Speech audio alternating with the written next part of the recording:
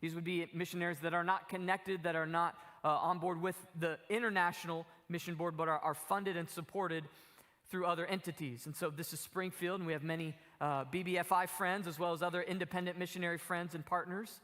And as our IMB missionaries, again, are fully funded by our giving to the cooperative program, our independent missionaries are responsible and required to raise their own support and raise their own funding.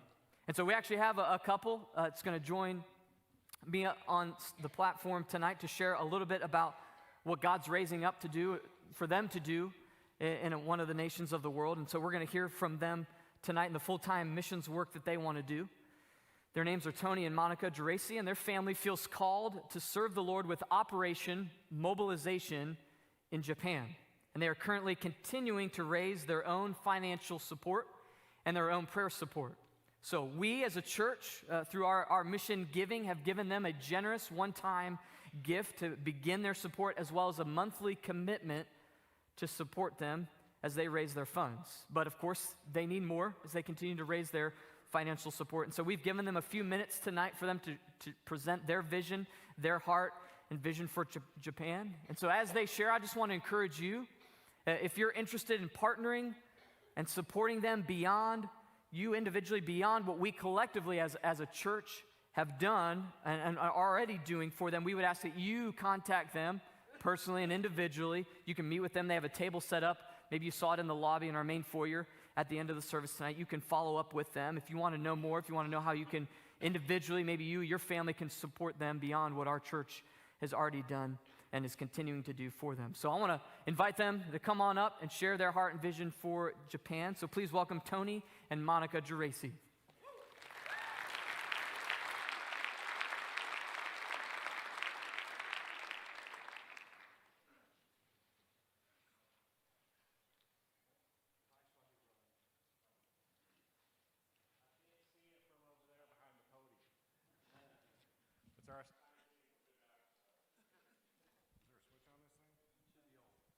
Hello? Oh, goodness. So yes, we are Tony and Monica Geraci, and the first thing I want to say is thank you Crossway, thank you leadership for having a heart to reach the lost. If you're going to pray for me that I don't turn into a great big wet girl up here, because I get choked up so easily. But yes, thank you for supporting missions and to support seeking folks that are lost here in our city through Freeway and all the Victory Mission and all the other things, the Grand Oak and everything we do here, and for reaching out across the globe. And even to the deaf, one of the least reached groups of the world.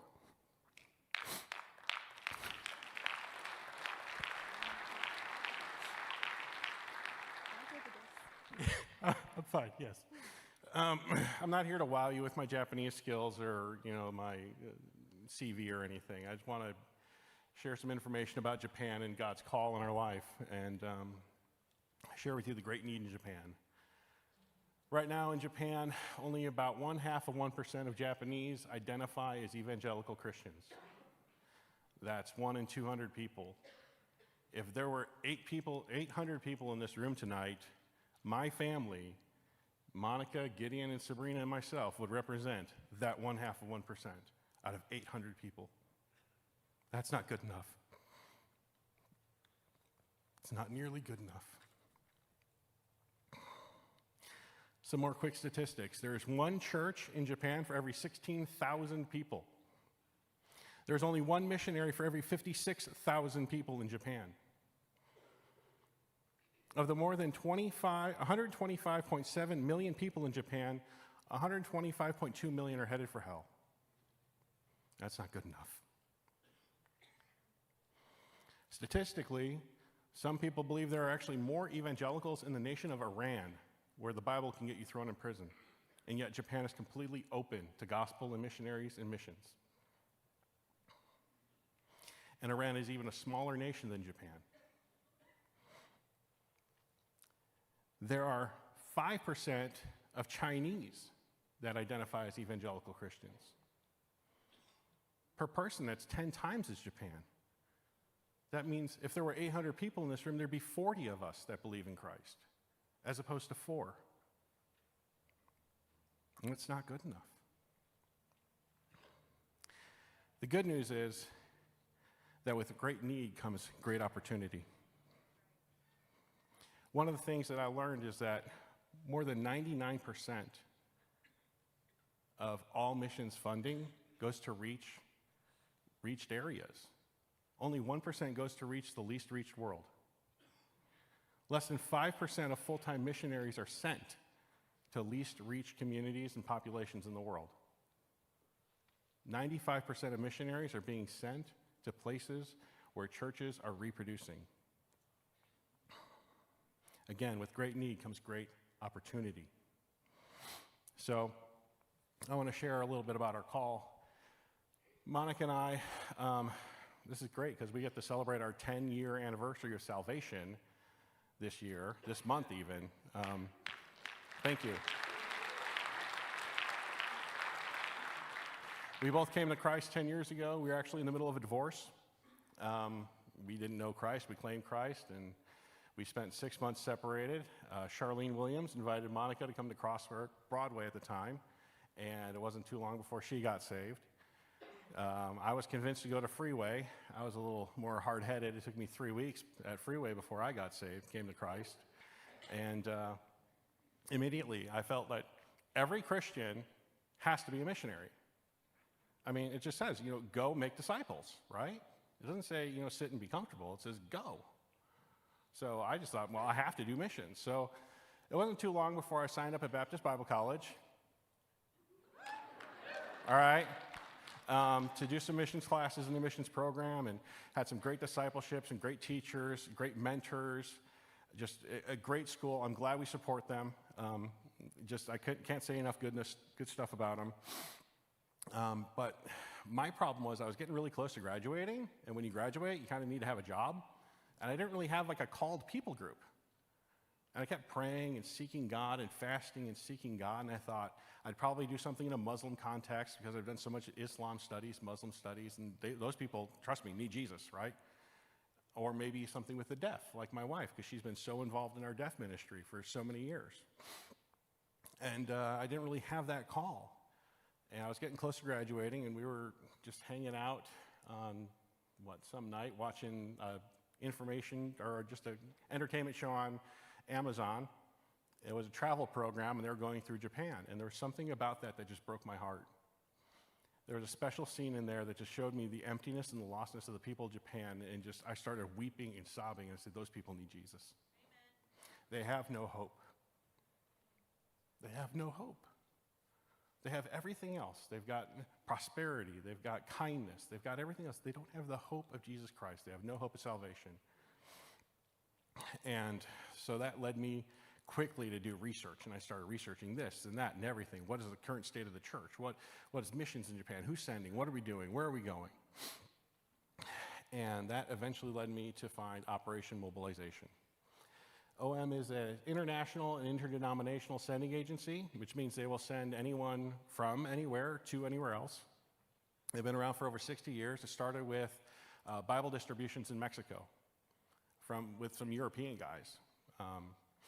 They currently have thousands of missionaries that are active all over the world, from over 100 nations, in over 100 nations. And they've got it's an old ferry ship, the Logos Hope, which is actually a giant bookstore that's hosted. They've had 4 ships so far, but this is the one they're using now. They've hosted more than 46 million people on their ship to distribute literature, discipleship, training, and mentoring programs all over the world, wherever they can dock. Right now, their big push is #reach the 3 billion, because there's 3 billion people in the world that have not heard the name of Christ. That's not good enough. Their goal is to see vibrant communities of Jesus followers. And that means churches that are reproducing, growing, and sending, and reproducing and growing and sending, and reproducing and growing and sending. This is what we're supposed to do as a church, right? So some of the challenges that we face as a family of 7 trying to reach Japan is we need your support. We need your prayers. For 2 years, we've come under immense spiritual attack. It's been like a crazy roller coaster of encouragement and depression and seeing that light at the end of the tunnel, and then a new COVID variant, and they lock their borders down, and we can't get in anymore. And nobody can get in. There's missionaries that have been waiting for 2 years to get into the country, and you got to wait 3 months for a visa. We just need your prayers more than anything. We also need you to find people that have a heart for the lost, for the least reached, a heart for the Japanese, and share our information. We're ready to go. We just need to get there. Another big challenge is the language. The Japanese language is one of the 5 most difficult languages in the world to learn as an English speaker. We've been studying for 2 years. They say it takes 3 to 5 for fluency. We're not there yet. One of the things that we've been doing for the last 2 years is learning Japanese, and it is hard, especially when we see you guys at church and we want to say thank you, and we just slip into Japanese, arigato, or we say, sumimasen, excuse me, or Ohayo gozaimasu, good morning. We kind of slip into that now because we're studying and training and training our kids and everything. Another big challenge is the culture. America is a legal worldview culture. Japan is not. They've got more of an honor-shame culture, and it's a completely different worldview. It works completely differently. They've got a culture that's heavily, heavily influenced by Buddhism and their native Shintoism. It's very superstitious, but for the most part, people are functionally atheistic. So they go around without even thinking about any creator God ruling their life or any accountability at all. These are, for lack of better words, fools who've said there is no God in their heart, right? I want to share with you guys that we are your missionaries. We are your Crossway missionaries. Since the call, right before March of 2020, we've had so many confirmations and so many great messages for these last 2 years, just hearing it yes, you need to go, God breaking us and breaking our hearts over and over again. We have to go, we have to go. We are your missionaries. One of the great things about Japan being a completely open country to missions and mission programs and missionaries and the church even is we can be as wide open about it as we want. We don't have to hide anything, right? So you can follow us and be engaged with us as much as you really want to. Monica posts these beautiful handcrafted verse images on our Instagram account. You can check us out on Facebook and social media. I built a website. I watched a 1-hour YouTube. It took me 3.5 hours to get through it, but I did it. I built a website. I'm going to be 41 at the end of the month. I don't know what I'm doing. But yeah, it's a really great website. You should check it out. Our information's out front. We are 2 generations of missionaries. So when sending us and our family, it's not just the 2 of us or just me, it's all 7 of us. I mean, our kids are learning Japanese, and I want to thank you, Crossway, for all that you've poured into them. Because of your love on our children, 4 out of 5 have come to Christ. And we're just so thankful for that, to have that assurance, and to see how they are excited for this mission to go out and reach and engage the Japanese people. So now I want to turn it to the purpose of us being here really is to ask you to seek God, seek God's will, seek God's heart, for you to prayerfully consider your role in our partnership as our supporting church, as your missionaries. Where do you fit in that? What would God have on your heart to do? To pray, to support above and beyond the tithe. But yeah, that's pretty much it. I've got so many more facts and figures. Trust me, it's been so hard to stick to my outline here. My head's just exploding right now, and if I go off on a tangent, I'm going to start crying. But if you want any more information, please, we're out there. We're going to be there for as long as you guys want to. Give us your information. We'll follow up with you. We'd love to. Again, thank you, Crossway. You guys are awesome. Thank you so much I see so many faces for people that poured into me in discipleship. We love you, and when we get to Japan, it's going to be so hard and painful to not have you guys 3 days or 3 times a week we're going to be missing for you. So please pray for us. Thank you.